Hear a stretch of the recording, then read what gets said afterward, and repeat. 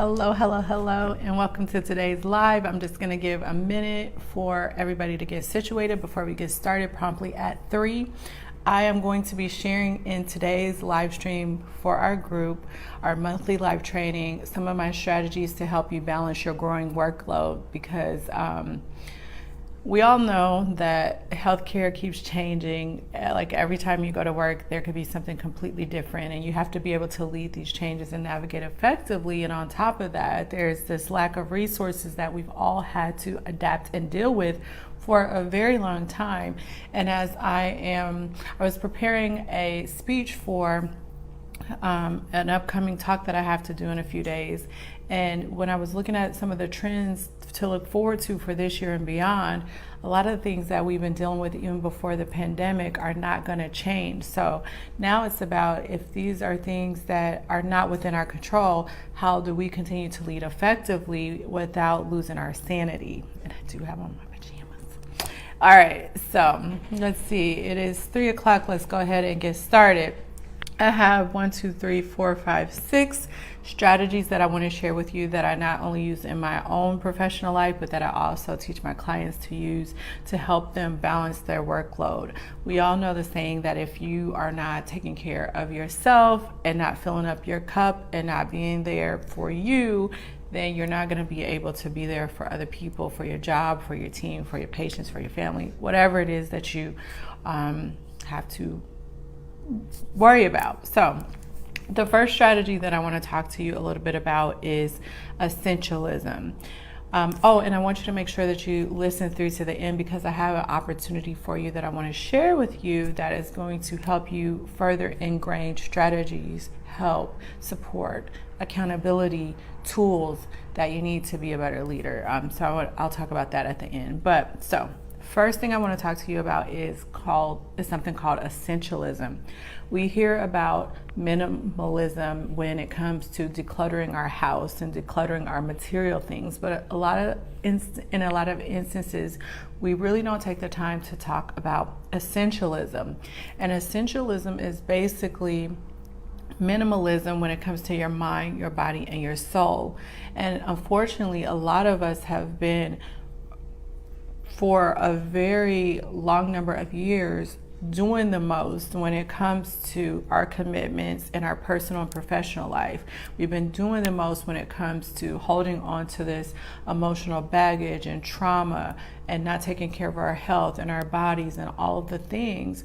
And because of that, when you do have to work in these demanding and chaotic environments, you find that you are overburdened, overtaxed, and stressed more than you would be had you done a little bit of decluttering, for simplicity's sake, around the things with the mind, the body, the soul. So the first thing that I always like my clients to get back to, that I like to work on when I'm feeling overwhelmed, when I'm feeling out of balance, when I'm feeling like I need to calibrate around the demands that I'm faced with on a day-to-day, is to get back to what it is that really matters and prioritize. And it's not the prioritization where we learn where this goes first, this goes second, this goes third. I'm going to talk about that in a minute. There's also some prioritization that needs to happen with the things that you allow to take hold of your mind, take hold of your body, and take hold of your soul. So the first thing that I want you to do is take an inventory of some of the things that you're holding on to, and it can be deep. Like for instance, in this conversation that I'm going to be having in this speech that I've been invited to talk at a conference I've been invited to talk at, I'm going to take them deeper to like where even things like guilt, resentment, heartache, depression, all of those things can make it seem like your job is throwing you off balance, when in reality it's these underlying things that you have just allowed to take over you unconsciously for decades that you need to clear out. So that's number one. Essentialism also is going to go a little bit deeper, because for some of you, it is about prioritization. It's about looking at the workload that is part of your job description first and foremost, because I find that leaders get pulled in all different directions and forget to focus on what they need to do their job and start, makes important task and other people's job your priority. So I really want you to look at what's the priority for what you need to get done, the priority for what your team needs to get done. And when I'm saying prioritize, for those of you that are nurses, I don't know if like doctors have the same thing. Everything is going to be the right answer. Everything is going to be a good answer. Everything is going to be a good thing to spend your time on, right? There's nothing, when you have 5 things coming at you at once, they all can be things that need to be taken care of. But it's your job to look at the things that are coming at you and think about what is the best thing that needs time and attention right now. That is what prioritization is. And a lot of the time when you start to pick apart where it is that you're being pulled on the day-to-day, what you spend your time on, what you spend your tasks on, you're going to find that a lot of those things are very important, but a lot of them are not urgent. And especially if you are doing things that may not, I'm not going to say not outside of your realm of possibility to help with, but it may not fall under your particular, I would say, roles and responsibilities. To me, those things are going to be more urgent depending on their impact, because those are the things that you're going to actually lose your job for: the evaluations, the difficult conversations you need to have with your team, the reporting, the process improvement, all of those things. Those are things that are priorities as a leader. Secondarily, there's going to be all these important things that come up.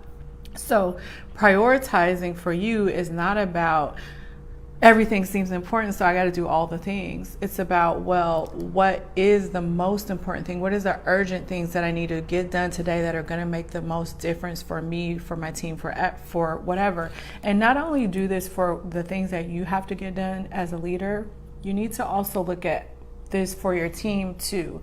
It's about essentialism across the board. If you want to run a team that is effective, impactful, and is getting stuff done, this may require some testing. So you may have to come together in your own life and look at your life and some of the things that you may think you need to drop, and you may drop those, and you may find later on that, that was a mistake. I probably should have put that more in an urgent category as opposed to an important or less important category.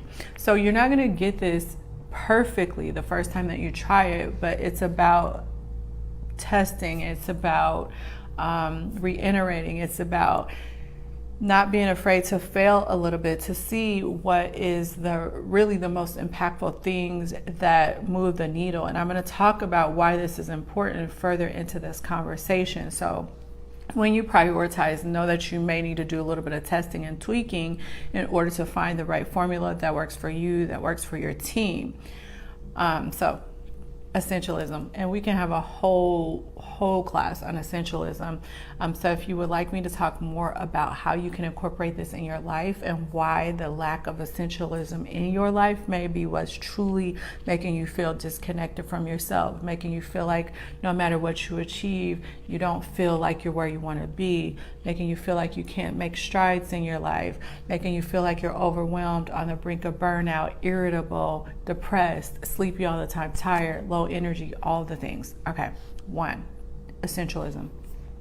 The second strategy that you can incorporate to start to learn how to balance your growing workload is to make sure that when you are taking time off, that you really are taking time off for real.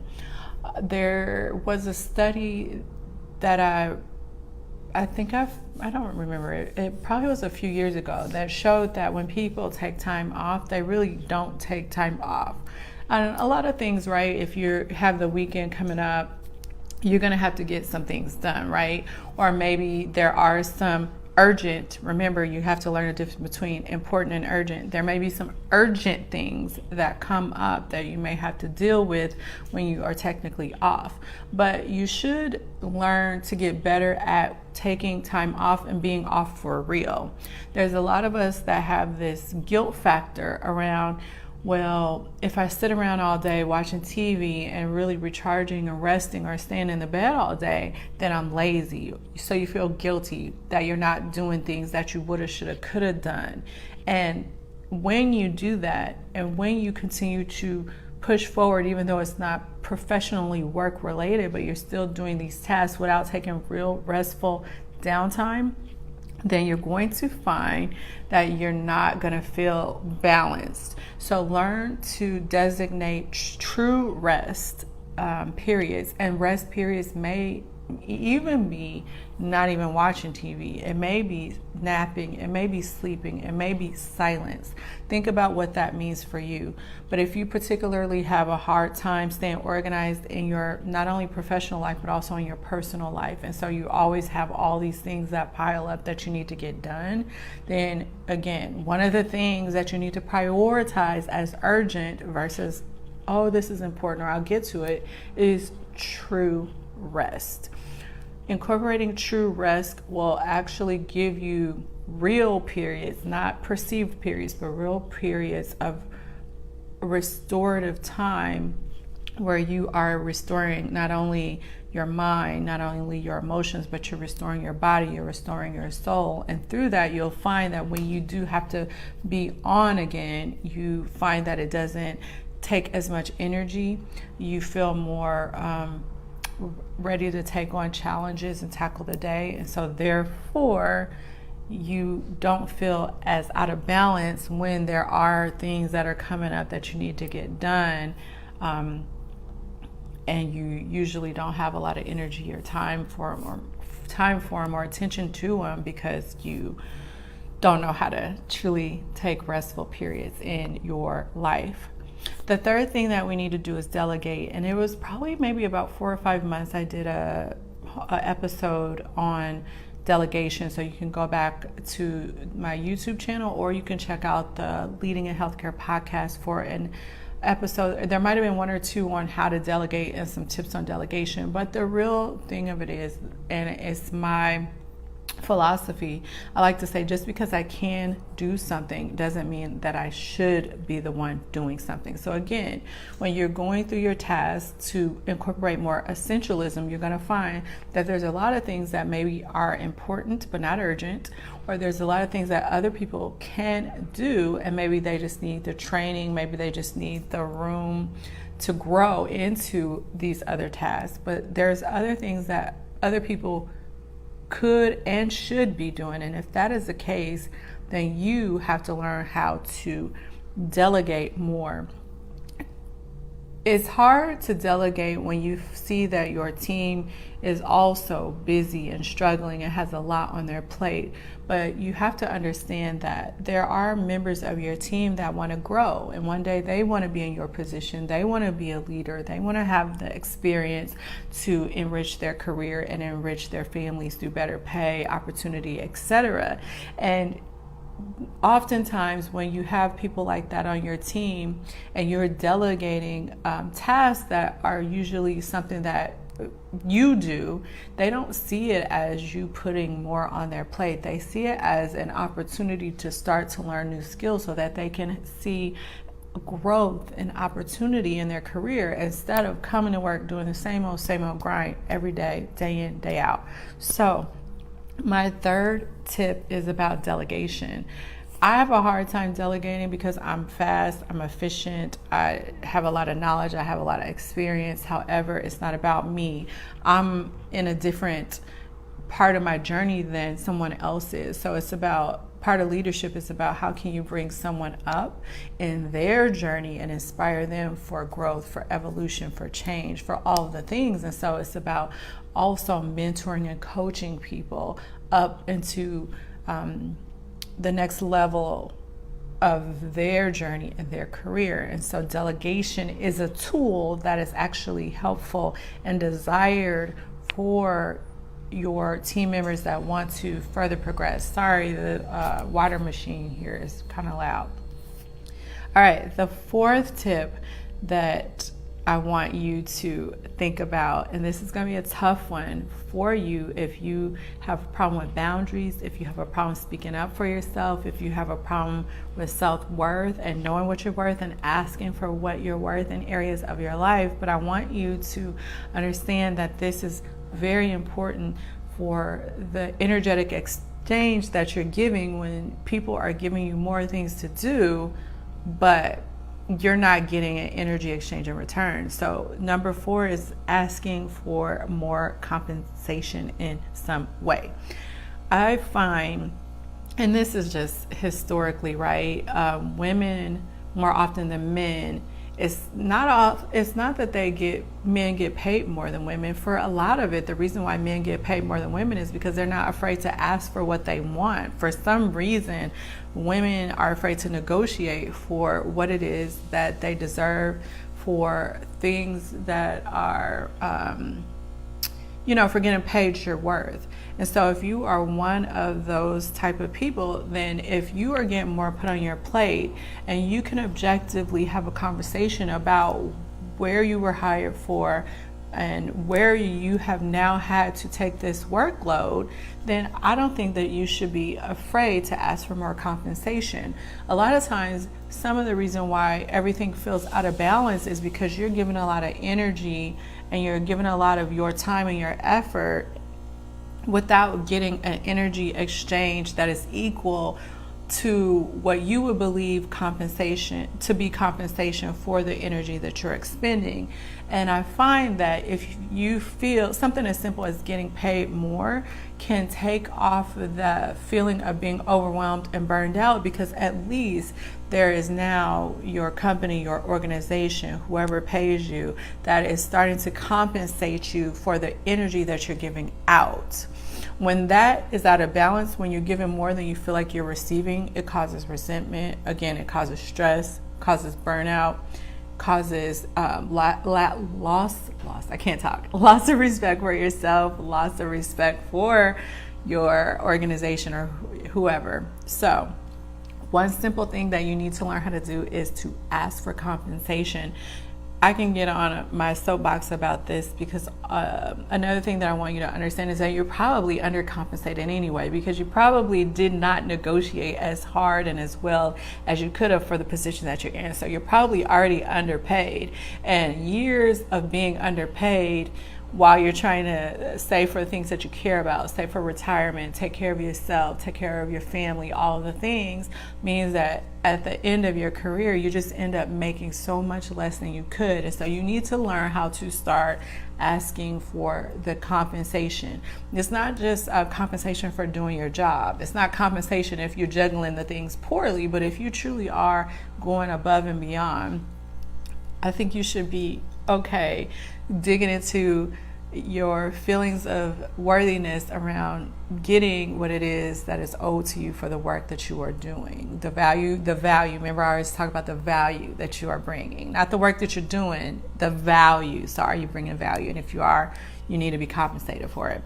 All right, the fifth thing that I want to kind of harp on, I already did a podcast episode 2 to 3 weeks ago, so make sure you go back and check it out. And it's all about focus.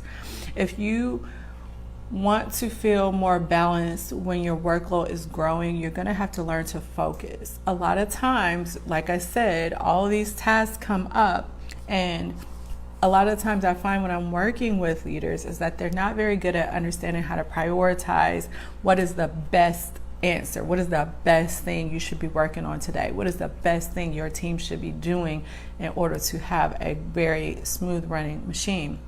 So because of that, there's a lot of multitasking, there's a lot of interruptions, there's a lot of being spread thin.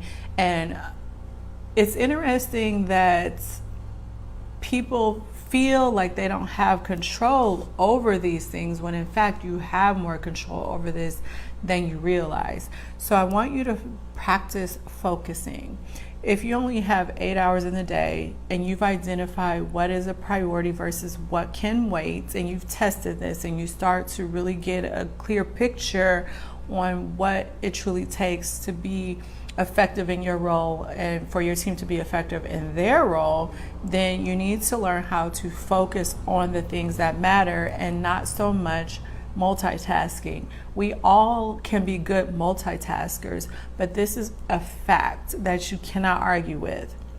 When you are focused on one thing at a time, you're able to not only produce a more quality work, you're able to get through a greater quantity of work available. So you end up over the long haul producing a better product. And usually when you learn how to get so focused that you snap into flow state, then you are also able to do these things more quickly than you normally would. So at the end of the day, while it seems like you may be spending an hour on reports, you may get through so much work within those reports than you would if you were multitasking and doing it with quality and like I said, covering more ground, that you realize that the end product of the work that you produce, that your team produces, is much better because you've chosen to do more focused, more quality work, hopefully learning how to compound that into, tap it into flow state. All right, and so then the last tip that I want to share with you on balancing your workload is learning when to say no. Now, everybody at work can't say no, and you can't say no to everything, especially if it's something that's urgent. Remember, part of the reason why you're overwhelmed is because you don't know how to prioritize. It's just no way around that. But if you are someone that's scared to say no when appropriate, then you're going to struggle more with things being put on your plate. And saying no appropriately is not only about the task that you've been asked to do, but it's about objectively having a conversation with the person that is expecting you to do these additional tasks without the time, without the energy, without the compensation, etc. So you need to learn how to articulate your no in a way where other people make sense or can understand you. And usually I find that when people in healthcare in general try to have a conversation about something like this, they often do it from subjective. So I feel like this and I just think, and no, you need to have objective facts about why you are saying no so that someone else can understand where it is that you're coming from. Objective statements are facts that can usually not be disputed. So your feelings can be disputed, your opinion can be disputed, but facts around why you are saying no to something usually cannot be disputed, and it's worth a conversation if you're truly being asked to step in a realm where you don't feel comfortable with the load that you want to do. Some of the things that can help you are things like bullying, things like safety, things like quality. Those are some things that you can use in your objective arguments that usually your boss or whoever will also kind of step back like, whoa, and be more understanding of, like buzzwords, right? All right. So say no appropriately, not only how you articulate it, but also the task that you are saying no to. And if you have a problem saying no, which a lot of leaders do, they think they have to do all the things, they think they have to prove themselves, they think they have to prove their worth, they have boundary issues. Those are not a symptom of your job, because if you keep saying yes, they're going to keep giving you stuff to do. It's a symptom of you having a lack of boundaries, having a lack of self-worth, having a lack of ability to be enough in your life, and so you feel like you always have to be doing to prove something to somebody. So it goes deeper than just saying no. If you have problems with saying no, I want you to go deeper into some of those personal issues and clean those things up, like I talked about in essentialism, through that decluttering, that minimalism of the mind, body, and soul, in order for you to be able to stand up for yourself effectively. And here's the thing. Rarely, and I've worked in a lot of organizations in a lot of different roles, done a lot of different things. If there is someone that can clearly articulate why they are saying no in an appropriate way to the appropriate task, but they are good at their job. They are good at what they do, which is also essentialism. You find the focused things that you're supposed to be doing, and you're damn good at them. Nobody can argue with you that you're on point. When you say no, that rarely hurts your career. In fact, I've never seen that hurt anybody's career, because usually if you're on point about everything else and you say no, then people understand that there's a reason why you said no. If you also get into the habit of when you say no, you articulate it in a way that is not subjective. All right, so those are the 1, 2, 3, 4, 5, 6 strategies that I wanted to share with you that I use not only in my personal or professional life, but also in my personal life to help me understand how I can bring more balance into my life. When I take time off, I really take time off. I don't waste a lot of time, mind, body, and soul on things that are not important. I don't live my life for other people. I don't waste my time in low vibrational emotions like the guilt, the resentment, the anxiety, even boredom, even contentment. I'm always striving to do something and bring more purpose to my life. I also don't like to do a lot of stuff. I'm inherently an efficient person. That's just by nature. And so I'm always trying to prioritize the things that I do and then be efficient at the ways that I do things. And if there's somebody else that can do what it is that I can do but maybe don't have time for or shouldn't be doing, I like to empower other people to step up into different tasks and roles so that they can start to learn what it's like to move into the next opportunity of their career. I am not afraid to negotiate for what I'm worth. So in fact, Greg laughs at me because it'll be like some number that probably is totally appropriate in my mind or in most people's mind for the role or the task or the contract that I'm being offered, and I'll just up it just for the heck of it, because like, why not? All I can do is say no, and then we can work back down. So I am not afraid to ask for the compensation that I want. I am focused. I usually, when I come in for the day, unless something urgent comes up, I have a plan for my day so that I know what I want to focus on, so that I not only get more done, I get it done faster, I get it done in flow state so that it's easier, and I'm able to produce quality work so that people are pleased with the work that I do, which means that they think that I'm on point. Well, I am on point, but they also get to see that I'm on point because I produce quality work.